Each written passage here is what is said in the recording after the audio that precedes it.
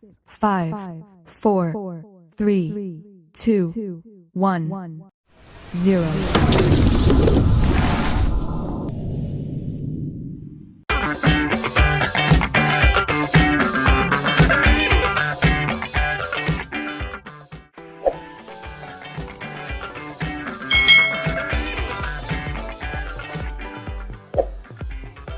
Hai,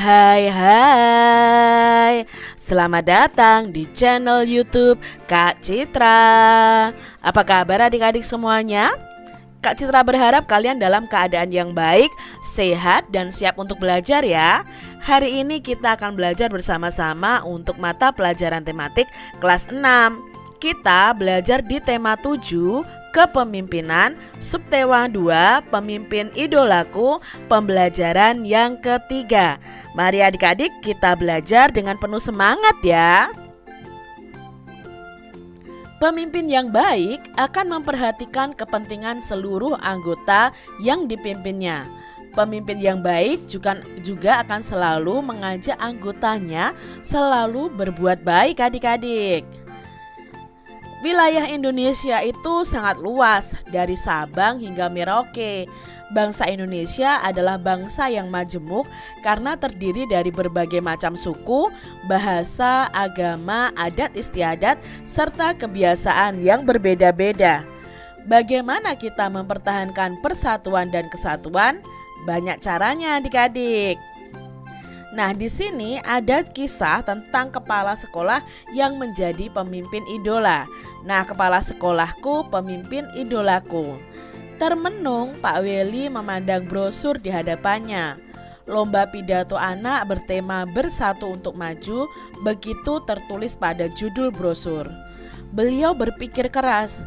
Ingin sekali ia mengirim Sudin untuk ikut lomba yang akan diselenggarakan di kota. Tetapi dari mana dananya? Pak Weli, kepala sekolah dasar Cemara di pelosok Kabupaten Grobogan, Jawa Tengah. Beliau lahir di Labuha, Maluku Utara. Setelah lulus pendidikan guru, ia pergi merantau ke tanah Jawa untuk mempraktikkan ilmunya. Di sekolah ini muridnya juga berasal dari berbagai daerah. Pak Weli senang melihat interaksi antara murid-muridnya. Mereka belajar dan bermain bersama tanpa mempersoalkan asal-usul. Semua unik, baik karakter maupun kecerdasannya. Salah satu murid Pak Weli bernama Sudin. Sudin adalah penduduk asli di desa itu. Ia suka membaca, percaya diri, dan komunikatif. Pak Weli ingin Sudin memperoleh pengalaman berharga melalui lomba pidato.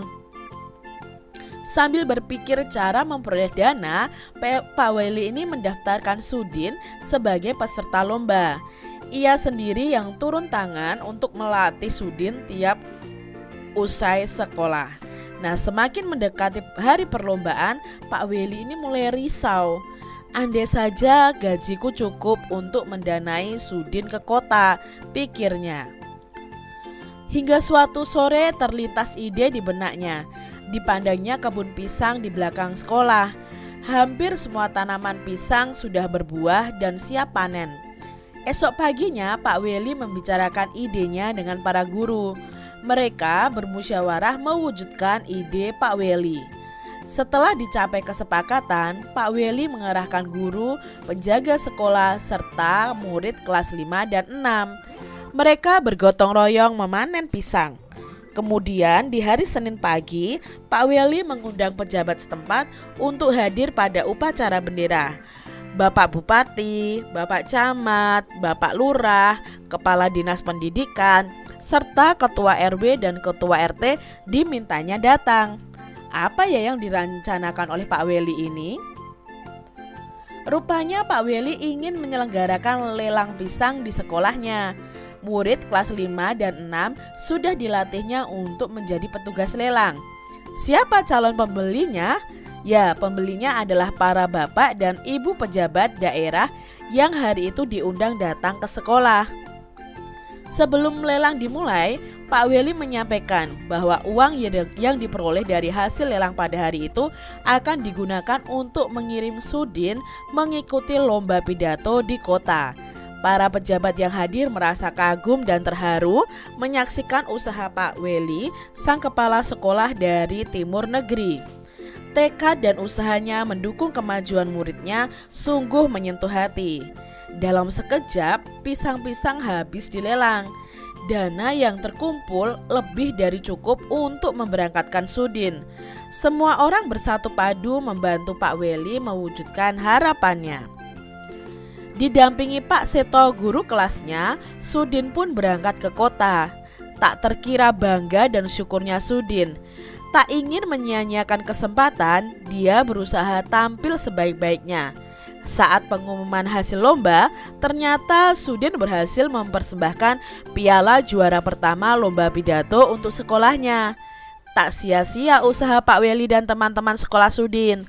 Terbukti benar tekad Pak Weli. Kita tak perlu ragu untuk maju. Selalu ada jalan ketika kita menggalang persatuan untuk mewujudkan mimpi dan harapan. Itu tadi ya kisah dari Pak Weli, kepala sekolah pemimpin idolaku. Di sini ada beberapa pertanyaan nih adik-adik, kita akan menjawabnya berdasarkan bacaan tadi. Mengapa ya kepala sekolah pada cerita di atas itu menjadi pemimpin idola? Ya, karena Pak Weli ini memiliki sikap rela berkorban, pantang menyerah, dia peduli dengan siswanya dan bisa mempersatukan seluruh warga sekolah. Lalu, apakah kepala sekolah pada kisah itu sudah mengamalkan nilai-nilai persatuan? Coba jelaskan. Pastinya sudah ya adik-adik ya. Pak Weli ini sudah mengamalkan nilai-nilai persatuan karena dia bersama-sama memanen pisang dan mengundang Bapak Bupati, Pak Camat, Pak Lurah, Kepala Dinas Pendidikan, Ketua RW, Ketua RT untuk berperan dalam penggalangan dana melalui lelang pisang yang diadakan. Apakah kepala sekolah sudah menerapkan nilai-nilai kerakyatan? Jelaskan coba adik-adik. Nah, di sini Pak Weli sudah menerapkan nilai-nilai kerakyatan karena dalam mengambil keputusan untuk melaksanakan lelang hasil kebun sekolah itu melalui musyawarah dengan para guru. Apa alasan kepala sekolah membantu Sudin untuk mengikuti lomba pidato? Nah, alasannya Pak Weli tadi membantu Sudin untuk mengikuti lomba pidato sebab Pak Weli ingin Sudin memperoleh pengalaman berharga melalui lomba pidato. Apa yang bisa kita teladani dari sosok kepala sekolah tersebut? Nah, yang bisa kita teladani, beliau itu sudah menerapkan nilai-nilai persatuan dan kerakyatan yang dimilikinya sebagai seorang pemimpin. Apakah yang menjadikan Sudin akibatnya sanggup pergi mengikuti kompetisi tersebut adik-adik? Ya, Sudin mendapatkan dana yang cukup untuk mengikuti kompetisi melalui acara pelelangan pisang yang dibeli oleh Bapak dan Ibu pejabat daerah yang diundang saat lelang pisang diadakan. Bagaimana menurutmu kekerabatan antara kepala sekolah dengan bupati, kepala dinas, dan pejabat kawasan lainnya? Apa yang membuatmu menyimpulkan ibarat itu? Nah, di sini kalau diibaratkan mereka itu sudah memiliki hubungan yang terjalin dengan baik adik-adik. Hal ini ditunjukkan dengan kedatangan mereka ya dari Bapak Bupati, kepala dinas, pejabat ya. Mereka mau datang ke sekolah memenuhi undangan kepala sekolahnya dalam program lelang hasil kebun sekolah. Itu tadi adik-adik ya pertanyaan yang kita jawab berdasarkan bacaan tadi. Nah, kesimpulannya apa? Di sini Pak Weli itu seorang kepala sekolah dasar di pinggiran kota Grobogan, adalah seorang yang benar-benar berjiwa besar. Selain sangat menyayangi murid-muridnya, Pak Weli ini juga cerdas dan murah hati. Ia mengajak seluruh warga sekolah untuk bergotong royong demi membantu Sudin. Beliau menggunakan hasil panen buah pisang di sekolahnya untuk dilelang. Nah, hasil lelang digunakan untuk membiayai Sudin mengikuti lomba berpidato. Sudin berhasil mempersembahkan piala untuk sekolahnya. Terbukti bahwa tekad Pak Weli bahwa kita tak perlu ragu untuk maju, selalu ada jalan ketika kita menggalang persatuan untuk mewujudkan mimpi dan harapan. Adik-adik, kamu sudah mengetahui nilai-nilai kepemimpinan dari Kepala Sekolah Sudin yang telah mengamalkan persatuan dan kesatuan di lingkungan sekitar sekolah. Tulislah perilakumu yang merupakan wujud dari nilai-nilai tersebut. Nah, perilakumu yang merupakan wujud dari nilai-nilai tersebut itu apa? Yang mengamalkan persatuan dan kesatuan di sekolah. Nah, beberapa contohnya nih di adik-adik ya. Ikut bergotong royong membersihkan lingkungan rumah, mengunjungi sahabat yang sakit, dan menawarkan pinjaman kepada tetangga yang terkena musibah, membantu tetangga yang terkena musibah. Itu sudah menerapkan nilai persatuan dan kesatuan di lingkungan sekitar sekolah dan di sekitar rumah. Lalu kalian membantu teman kalian yang jatuh, itu juga sudah menolong dan mengamalkan persatuan dan kesatuan. Bermain dengan teman tanpa membedakan suku, agama, ras, golongan, dan sebagainya, itu juga mengamalkan persatuan dan kesatuan adik-adik. Nah, Pak Weli ini menunjukkan penerapan nilai persatuan dan nilai kerakyatan. Apa sajakah bentuk-bentuk penerapan nilai kerakyatan dalam kehidupan sehari-hari? Adik-adik tentunya masih ingat ya simbol-simbol dari Pancasila. Nah, sekarang kita akan belajar nilai-nilai yang terkandung dari sila keempat. Sila keempat itu dilambangkan oleh kepala banteng, yaitu kerakyatan yang dipimpin oleh hikmat kebijaksanaan dalam permusyawaratan perwakilan. Apa saja ya nilai-nilai yang terkandung di dalamnya? Yang pertama, tidak memaksakan kehendak kepada orang lain. Yang kedua, mengutamakan musyawarah dalam mengambil keputusan untuk kepentingan bersama. Yang ketiga, musyawarah untuk mencapai mufakat diliputi oleh semangat kekeluargaan. Lalu yang keempat, menghormati dan menjunjung tinggi setiap keputusan yang dicapai sebagai hasil musyawarah. Lalu nilai yang terkandung di sila keempat yang kelima adalah dengan itikad baik dan rasa tanggung jawab menerima dan melaksanakan hasil keputusan musyawarah adik-adik. Lalu yang keenam, di dalam musyawarah itu diutamakan kepentingan bersama di atas kepentingan pribadi dan golongan. Lalu keputusan yang diambil harus dapat dipertanggungjawabkan secara moral kepada Tuhan Yang Maha Esa, menjunjung tinggi harkat dan martabat manusia, mengutamakan nilai-nilai kebersamaan dan keadilan, serta mengutamakan persatuan dan kesatuan demi kepentingan bersama. Itu tadi nilai-nilai yang ada di sila keempat Pancasila. Tuliskanlah contoh-contoh penerapan nilai-nilai kerakyatan dalam kehidupan kamu sehari-hari. Nah, contohnya yang pertama ya, ketika kita memiliki pendapat atau kehendak, kita tidak boleh memaksakan kepada orang lain. Kita harus mengutamakan musyawarah adik-adik ya. Mau di sekolah, mau di rumah, mengutamakan musyawarah. Contohnya nih, ketika memilih ketua kelas, kalian bisa bermusyawarah bersama-sama untuk memilih ketua kelas. Menghormati dan menjunjung tinggi setiap keputusan yang ada. Misalnya dalam musyawarah ketua kelas itu ternyata yang terpilih bukan yang kamu jagokan adik-adik. Yang terpilih menjadi ketua kelas itu bukan yang kamu pilih. Nah, kamu harus menghormati, harus mau menerima keputusan yang ada, lalu melaksanakan hasil keputusan musyawarah dengan penuh tanggung jawab. Nah, negara kita menjunjung penerapan nilai-nilai kerakyatan dalam bermasyarakat. Bagaimana hubungan kita dengan negara lain?